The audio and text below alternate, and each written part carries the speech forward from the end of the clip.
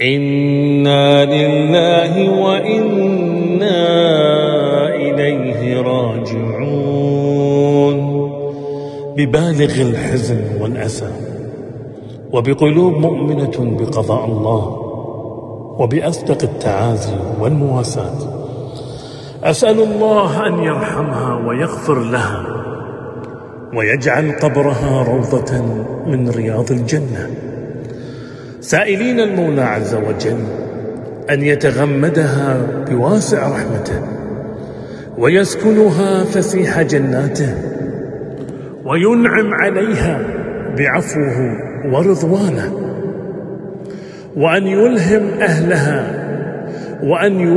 أهلها الصبر والسلوان.